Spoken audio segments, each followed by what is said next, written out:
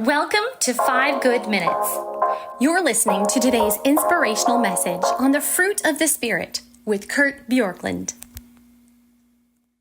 The fruit of the Spirit includes in the list the word goodness. And goodness is a word, especially just in our English word, where we quickly hear it and say, okay, so goodness as opposed to badness? And what does that mean exactly? So if you dig into the original language here, agathosune is the Greek word, and it's used 4 times in the New Testament.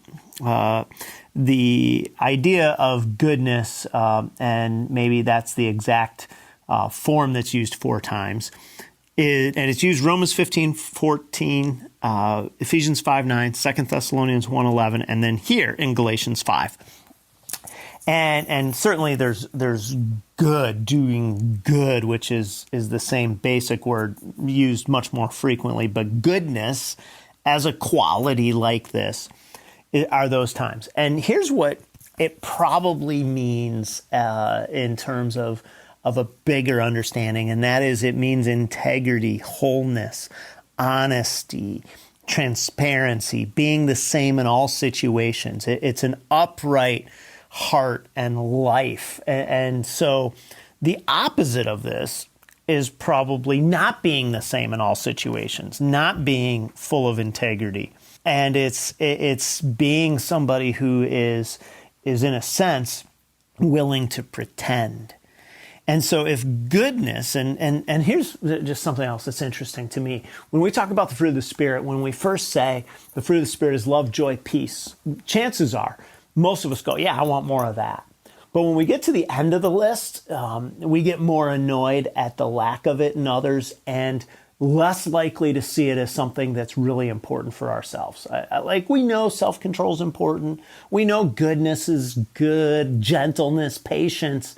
But rarely do we get up in the morning and say, you know what I really want is to be more patient today. You know what I really want today is to be gooder today. And I know gooder's not a word, but you know what I'm saying, to be full of goodness. But goodness probably involves several facets. The integrity is certainly to be the same in all situations means that we don't misrepresent ourselves. Ephesians chapter 4, verse 15, not using this exact word, but it says this: instead, speak the truth in love, or speaking the truth in love, we will grow to become in every respect the mature body of Him who is the head, that is Christ. Speaking the truth in love is a way of saying that we are speaking in ways that are loving. But truth means that we're not deceiving, we're not misleading, there's not misdirection. Have you ever known somebody who speaks technically the truth, but it's full of misdirection? Somebody says, hey, do you want to do something next week? And they're like, oh, I'm out of town. And, they're out of town like half a day on Monday, but they're out of town, so they're not available, or something like that. Or truthfulness can be compromised by exaggerating, using phrases like always or never to pontificate on something where we're not speaking and not being careful in our words. It's especially true when we are in a debate with somebody and we're like, you always or you never. Well, that's not truthful. And it's not honest, and it's not good because it harms other people. So sometimes the truth is simply avoided by silence. If a man is about to die and he's been married for 50 years and he says to his wife, hey, I just want to clear the air before I die. 35 years ago, I had a week-long affair. Well, by his silence for 35 years, he has not lived a life of integrity. And so there is integrity that is how we speak, and that we're good and that we portray truth, and we're the same in situation to situation. And that is part of what integrity is here. Now, again, integrity or goodness doesn't just grow in an isolated way. It's an inside-out thing.